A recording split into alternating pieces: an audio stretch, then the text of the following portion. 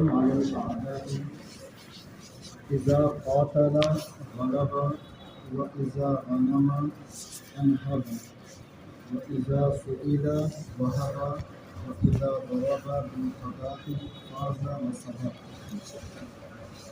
وإذا أصر أطلق وكان أقسم أن لا يقتل واحدا معه.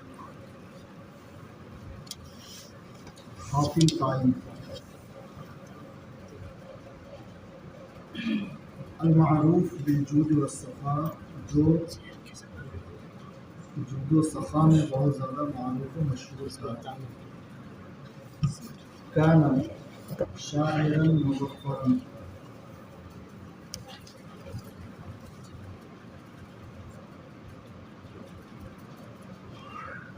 مظفر کامیاب شاعر.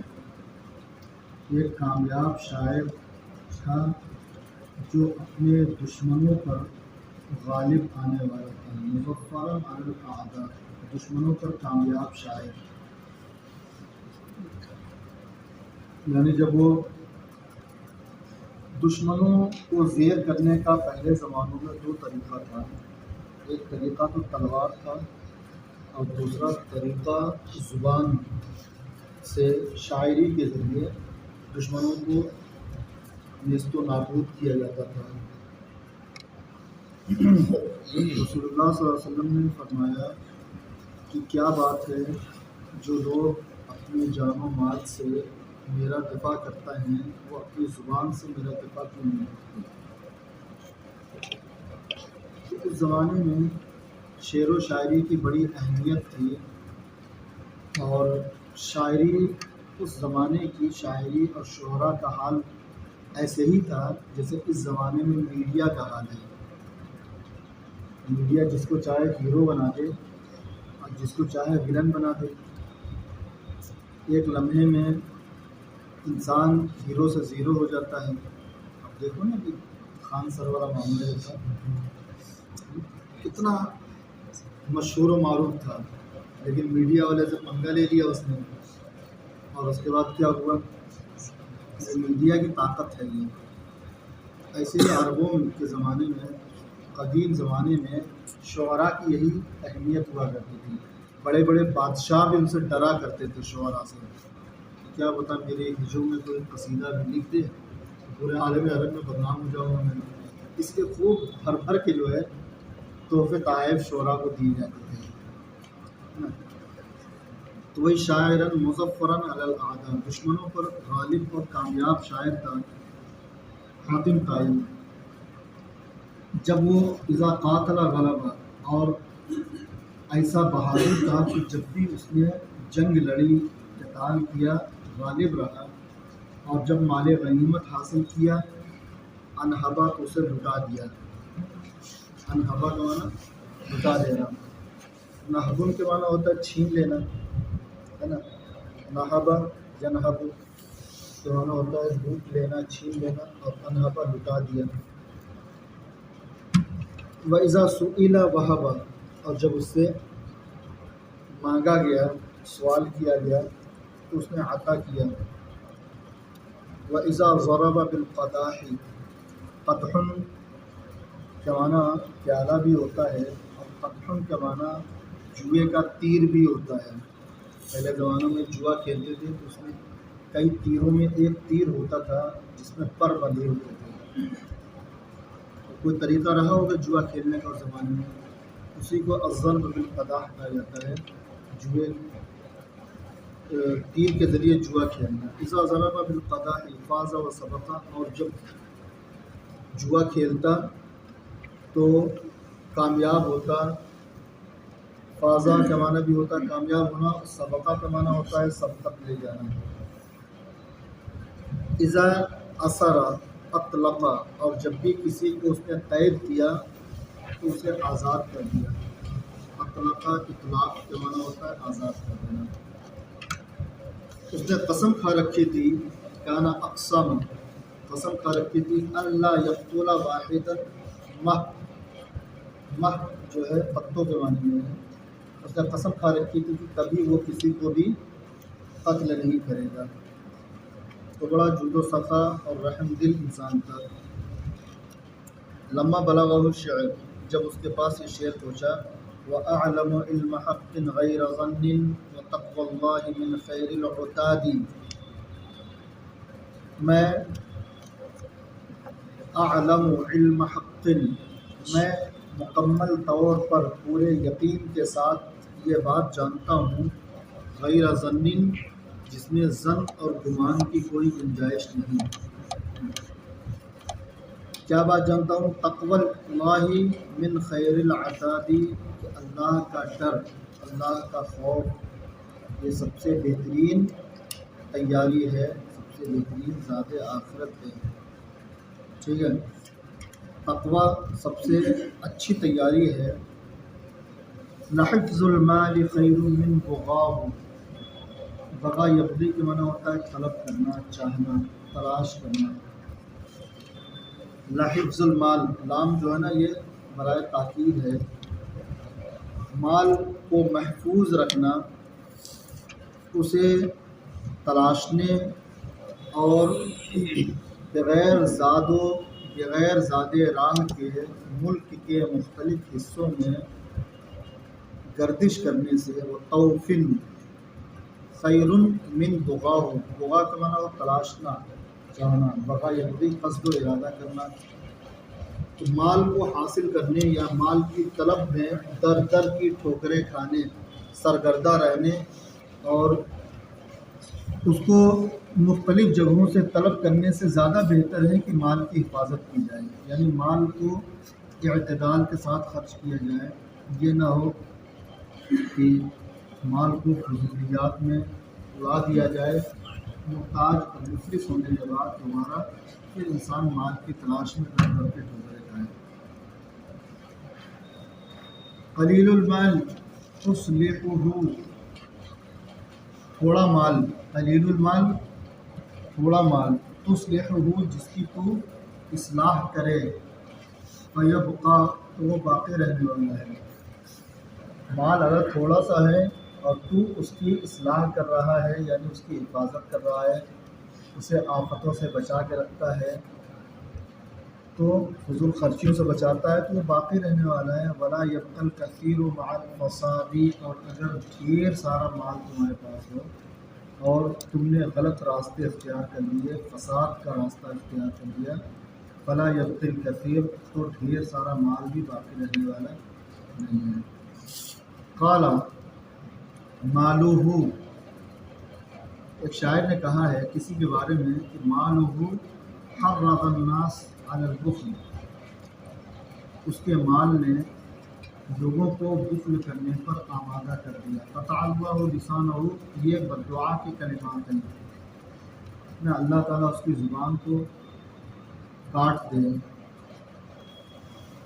تو مالہ حرض الناس علی البخل، اس کے مال نے لوگوں کو بخل پر آمادہ کیا ہے۔ کیا ہے؟ فلا الجود یفنی المال قبل فنائہ، فلا الجود مہربانی، سخاوت، لا یفنی المال، یہ لا جو ہے نا اس کا تعلق یفنی سے ہے۔ الجود لا یفنی المال قبل فنائہ، مال کے فوت ہونے سے پہلے، یعنی مال کے فنا ہونے سے پہلے، جب اس کا وقت ہے فنا ہونے کا، اس سے پہلے مال کو جود و سخا ہلاک کرنے والی نہیں ہے۔ بخشش اور مہربانی، جود و سخا مال کو ختم کرنے والی نہیں ہے۔ ولا البخل فی مال الشحیح یزید، اور نہ ہی بخالت کسی کنجوس کے مال میں اضافہ کرنے والی ہے۔ شحیحن کا معنی ہوتا ہے سخت درجے کا کنجوس، ٹھیک ہے۔ ایک ہوتا ہے بخیل اور ایک ہوتا ہے کنجوس اور ایک ہوتا ہے مکھی چوس، ٹھیک ہے۔ تو بخیل کا معنی بخیل، کنجوس، اور شحیحن کے معنی معلوم مکھی چوس کسے کہتے ہیں؟ دودھ میں مکھی گر گئی، اسے چوس کے پھینکا تو ہو سکتا ہے کچھ دودھ اس نے پی لیا ہو مکھی نے، مطلب غائب درجہ کا بخل جس کے اندر پایا جائے، ایک ہوتا ہے کہ انسان دوسروں پہ خرچ نہ کرے لیکن اپنی ذات پر خرچ کرتا رہے، اہل و عیال پر خرچ کرے، باہری لوگوں کو نہ کھلائے۔ اور ایک اس سے بڑھ کر ہوتا ہے کہ دوسروں پر بھی نہیں کرتا اور اہل و عیال پر بھی بہت زیادہ نہیں کرتا، ہاں اپنے اوپر خرچ کرتا رہتا ہے۔ اور ایک ہوتا ہے کہ نہ دوسروں کو کھلاتا ہے نہ خود کھاتا ہے، پیسہ رکھا ہوا ہے لیکن سوچتا ہے کہ کہیں سے جو ہے ٹکڑا مل جائے کھانے کو، قناعت کر لیتا ہے تھوڑے سے کھانے پر، ہے کہ نہیں؟ یہ حد درجہ ہے، اس کو ایسے لوگوں کو شحیحون بولتے ہیں۔ تو بخیلی، کسی بخیل کے مال میں زیادتی نہیں کرتی ہے۔ فلا تلتمس بخلا بعیش مقتر لکل غد رزق یعود جدید، رزق جدید یعود، اصل جدید صفت ہے جس کی رزق کی۔ لا تلتمس بخلا، تو بخل کو اختیار نہ کر۔ التمسا کا لغوی معنی ہوتا ہے تلاشنا، مطلب یہ ہے کہ تو بخل کا دامن مت تھام، بخل سے کام نہ لے، بخل کی پناہ نہ لے، مخالط نہ کر۔ لا تلتمس بخلا بعیش مقتر، قطر یقتر، تقدیر کے معنی ہوتا ہے قطرہ قطرہ کسی کو روزی دینا، کھلانا پلانا، ہے نا؟ قطرہ یقتر اور قطرہ تقدیر کا معنی ہوتا ہے رزق کو دینے میں یا نفقہ دینے میں کوتاہی کرنا۔ نفقہ دینے میں یعنی اہل و عیال، بچے ہیں، بیویاں ہیں، کھانے پینے کو چاہیے نا، کپڑے چاہیے ضرورت کے، گرمی کے کپڑے الگ، جاڑے کے الگ، ہے نا؟ اب تو ہر شادی کے الگ کپڑے ہوتے ہیں، پھر اس میں بھی ہلدی کے الگ ہوتے ہیں، بارات کے الگ ہوتے ہیں، نئے نئے جو ہے نئی نئی خرافات مسلمانوں میں بڑھتی جا رہی ہیں۔ پہلے ہلدی کی رسم نہیں ہوتی تھی مسلمانوں میں، بہت زیادہ عام ہو گئی ہے، باضابطہ اس کا جشن ہوتا ہے، سارے لوگ پیلے کپڑے پہن کے آتے ہیں، فضول خرچیاں ہیں اور افسوس ہے۔ ہندوؤں کی رسم ہے، ہندوؤں کی بھی کوئی خاص رسم نہیں ہے، ہندوؤں میں یہ سب نہیں ہوتا ہے، یہ سب فلموں اور ڈراموں کو دیکھ کر جو ہے نئی رسم پیدا ہوئی ہے مسلمانوں ہندوؤں دونوں میں۔ ہلدی لگانے کی رسم تو بہت پہلے سے چلی آ رہی ہے، مسلمانوں ہندوؤں دونوں میں چلتی ہے، اور ہلدی لگانے کے اپنے مقاصد ہوتے ہیں کہ رنگت وغیرہ صاف ہوتی ہے اس سے، وہ ایک حد تک درست ہے، جائز ہے۔ اور اس میں جو گلا وجہ کی رسمیں ہیں نا، کہ وہ لڑکا بیٹھ جائے گا یا لڑکی بیٹھی ہوئی ہے، گھر کے تمام عورتیں تو عورتیں، مرد بھی جو ہوتے ہیں کسی میں محارم ہوتے ہیں، کچھ غیر محرم ہوتے ہیں، آ کے جو ہے ہلدی چھوا کے جاتے ہیں، اس کو بھی پیسے سے رکھ کے جاتے ہیں۔ یہ سب قبیح ترین رسمیں ہیں مسلم شادیوں کی۔ افسوس اس بات کا ہوتا ہے کہ ہمارے علماء ان سب موضوعات پر کبھی نہیں کرتے، تب کس پہ کریں گے؟ جب الاول آئے گا تو پھر جو ہے اس پر کریں گے، پھر ربیع ثانی آ جائے گا تو غوث اعظم کا چلے گا، پھر کچھ دن کے بعد وہ چھٹی رجب آ جائے گی تو ان کو فضائل پر، پھر اس کے بعد آ جائے گا شعبان، رمضان، پھر عید، پھر وہ بقرعید آ جائے گی، پھر محرم۔ اسی میں ہماری پوری تقریریں فضائل اور شخصیات پر مبنی ہیں۔ اعمال پر توجہ، رسم و رواج پر توجہ، عقائد کی اصلاح پر توجہ بہت کم ہوتی ہے، ماشاء اللہ کچھ لوگ کرتے ہیں۔ ضرورت اس بات کی ہے کہ ہمارے زیادہ تر علماء اور یہ جتنے پیشے ور گویے ہیں یہ سب انہی سب موضوعات کو، اس لیے ان کے اندر علم تو ہوتا نہیں ہے، وہ رٹی رٹائی تقریریں اور واقعات اسی میں نمک مرچ لگا کے بیان کرتے رہتے ہیں۔ اب علمی تقریر کرنے کے لیے، مسائل پر رسم و رواج کا کھنڈن کرنے کے لیے ظاہر سی بات علم کی ضرورت پڑے گی، اور ان کو اتنی فرصت کہاں ہے، پلین سے سفر کرتے رہتے ہیں بیچارے، فرصت ہی نہیں ملتی ہے کہ وہ کچھ مطالعہ کریں۔ آپ میں بھی کوئی نہ کوئی نکلے گا انشاءاللہ۔ وہ جو آج مارکیٹ میں موجود ہے، کل کسی مدرسے میں وہی دال بھات کھا رہے تھے، آج آپ کو جو ہے میں یہاں پر کوئی اپنے وقت کا خطیب بن جائے گا، کوئی قلمکار بن جائے گا، کوئی معوذ بن جائے گا دعا تعویذ والا، کوئی کسی مدرسے کا ناظم بنے گا، کوئی مچلد بنے گا، اور کچھ لوگ جو ہے سیاست میں چلے جائیں گے، کچھ تجارت میں بھی جائیں گے، گھر کی دکان ہے، فرنیچر کی ہے، کپڑے کی ہے، تو سوچیں کیا باپ کہیں گے کہاں جائے گا پڑھانے کے لیے 10,000 روپیہ ملے گا تجھے، چل دکان پہ بیٹھ کام چل رہی ہے، شیخ صاحب تمہارا دکان پر ہے بھی نہیں، کیا ہوتا ہے جو کاروبار ہے ہاں نہیں ہے، شروع کر دینا یار کاروبار، سمجھے جی؟ تمہیں کہاں تھا، کیا کہہ رہا تھا؟ رسم و رواج پر، تو رسم و رواج پر آپ لوگ اللہ کی توفیق سے جب اچھے عالم بن جائیں گے، مقرر بنیں گے، داعی بنیں گے، واعظ بنیں گے، مسجدوں میں امام بنیں گے، تو ان سب چیزوں پر توجہ دیجیے گا اصلاح اعمال پر، لیکن اس اصلاح اعمال پر توجہ دلانے کے لیے سب سے بڑی ذمہ داری یہ ہوتی ہے کہ انسان خود کو اپنے آپ کو جو ہے سنبھالے۔ آدمی بہت سے لوگ اس طرح کی تقریریں اس لیے نہیں کرتے کہ ہم خود ہی ہمارا حال برا ہے، کہاں نماز پر تقریر کریں، ہم خود ہی نہیں پڑھتے ہیں تو کیسے تقریر کریں گے نماز پر، ان کے گھر میں بے حیائیاں ہوتی ہیں، تو خود جو ہے رشوت سود کا پیسہ کھاتے ہیں، رشوت لیتے رہتے ہیں، نمازیں چھوڑتے ہیں، بہت سارے برے کام کرتے ہیں، سوچتے ہیں تقریر کریں گے تبھی جو کھلایا جائے گا، کچھ نہیں نماز ابھی جائے گی نہیں، تو آپ دوسری جلاتے ہیں چوری والی بائی پاس کر کے، امام صاحب ہیں آپ بتائیے، آپ ایسے امام مجھے نماز درست ہے کہ نہیں جو چوری کی بجلی جلاتا ہوں؟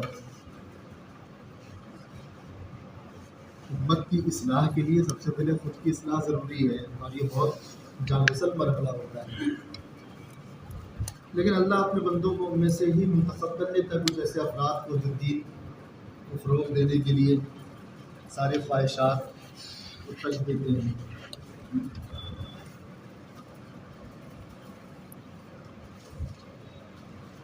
لا تلتمس بخلا بعیش مقطع، تنگ دستی والی زندگی گزار کے تو بخل تلاش نہ کر، بخل کو اختیار، یہ مت سمجھ کہ میں پیسہ بچا کے رکھوں گا، ایک وقت کا کھانا گھر پہ بند کرا دوں گا تو میں امیر ہو جاؤں گا۔ بہت سے لوگ کہتے ہیں نا ایک ٹائم کھاؤ ایک ٹائم کھانا کرو، پیسہ بچاؤ، تو اس سے انسان مالدار نہیں ہوتا۔ بخل کو تلاش نہ کر، لکل غد رزق جدید یعود، ہر دن ایک نیا رزق اللہ تعالیٰ کی طرف سے معین ہے، یعود جو تم تک لوٹ کر رہے گا، ٹھیک ہے نا؟ اللہ تعالیٰ رزاق ہے، اس پر یقین رکھو، ہر دن اللہ نے تمہارے لیے رزق مہیا کر رکھا ہے، اس پر یقین رکھو، پھر محنت مشقت کرتے رہو، حاصل ہوتا رہے گا، ٹھیک ہے؟ حدیث شریف میں آیا ہے کہ اللہ پر بھروسہ ایسے کرو جیسے چڑیاں بھروسہ کرتی ہیں، صبح خالی پیٹ نکلتی ہیں، شام کو لوٹتی ہیں تو شکم سیر ہو کر، لیکن کبھی چونچ میں دانہ نہیں لے کے آتی ہیں، چلو گھونسلے میں رکھ لیں گے کل اس کو پھر کھا لیں گے، کہاں کل جائیں گے وہاں، بارش برسات کا موسم ہے، چاہے بارش ہو، آندھی طوفان جاڑا گرمی، کوئی موسم ہو، چڑیا اپنا رزق اللہ کے بھروسے تلاشتی ہے، صبح نکلتی ہے شام کو آ جاتی ہے، کیسا بھی موسم ہو نکلتی ہے، وہ ذخیرہ نہیں کرتی ہے، ٹھیک ہے؟ تو ایسا رزق، تو اگر تم حدیث شریف میں آئے گا تم اگر اس طرح اللہ پر بھروسہ رکھو گے تو اللہ تبارک و تعالیٰ تمہیں بھی اسی طرح رزق دے گا، اور ایسی جگہ سے دے گا جہاں تمہارا گمان بھی نہیں ہو سکتا، ٹھیک ہے؟ لیکن شرط یہ ہے کہ توکل، بھروسہ اللہ کی ذات پر، لیکن بھروسے کا مطلب نہیں کہ انسان اسباب کو اختیار کرنا ترک کر دے، گھر میں بیٹھ جائے، ربنا انزل علینا مائدۃ من السماء، دعا کرے گھر میں بیٹھ کے 2 رکعت نفل پڑھے پھر دعا کرے، اے اللہ ہمارے اوپر آسمان سے دسترخوان اتار دے جس سے ہم کھا سکیں، من و سلوہ نازل کر دے۔ الم تر ان الرزق غادن و رائحن، غادن غادیون تھا، اس میں یا حذف کر دی گئی ہے۔ کیا تو نہیں دیکھتا کہ رزق صبح و شام آنے جانے والی چیز ہے؟ وَأَنَّ الَّذِي يُعْطِيكَ غَيْرُ بَعِيدٍ، اور وہ ذات جو تجھے رزق عطا کرتی ہے وہ تیری شہ رگ سے بھی زیادہ قریب ہے۔ غیر بعید، وہ اللہ وہ رزاق تجھ سے دور نہیں ہے۔ قال نمر بن طولب العکلی مخضرم، یہ مخضرمی شاعر ہے۔ لا تغضبن علی امرئ فی مالہ وعلی کرائم صلب مالک فاغضب، کریمتن کی جمع کرائم ہے نا، کریمتن کا معنی ہوتا ہے عمدہ ترین چیزیں، عمدہ مال۔ صلب کا معنی ہوتا ہے سخت، صلب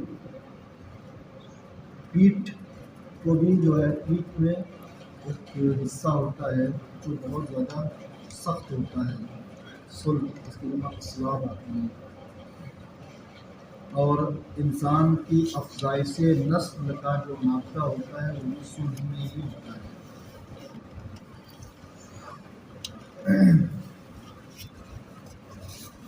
کرائم و صلب مالک، ٹھیک ہے، پسندیدہ اور عمدہ کے معنی میں ہے۔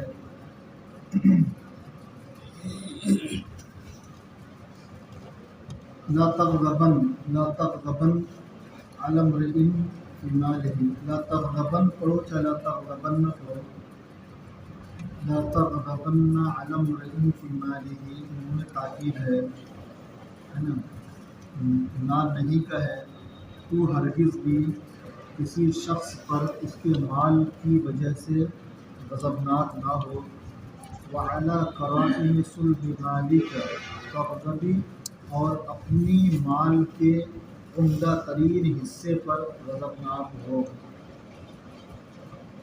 وَإِذَا تُصِبْكَ خَصَاصَةٌ فَارْجُ الْغِنَىٰ، یہاں پر وعلی کرائم صلب مالک یعنی اپنی پسندیدہ مال پر، عمدہ ترین مال پر غضبناک ہونے کا مطلب یہ ہوتا ہے کہ اسے تو راہ خدا میں یا لوگوں کے لیے ان کے نفع کے لیے خرچ کر دے۔ انسان غضبناک ہوتا ہے کسی چیز سے تو اسے اپنے سے دور کر دیتا ہے، تو اپنے مال پر غضبناک ہونے کا مطلب یہ ہے کہ اسے لوگوں پر خرچ کر۔ اذا تصبک خصاصۃ، خصاصۃ کے معنی ہوتا ہے برے حالات۔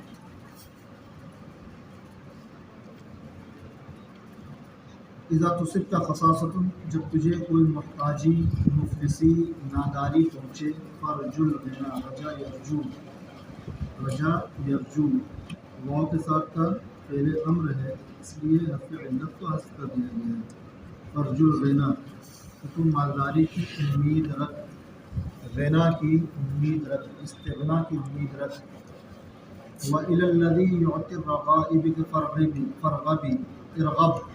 ارغب فعل امر ہے، فرغب الا، یہ جو فرغب جو آخر میں ہے اس کو اٹھا کے شروع میں لے آؤ، ورغب الی الذی یعطی الرغائب، ٹھیک ہے۔ یہاں پر جو رغائب ہے یہ رغیبتن کی جمع ہے، اس کا معنی ہوتا ہے پسندیدہ اور مرغوب چیزیں، اس سے مراد نعمتیں ہیں۔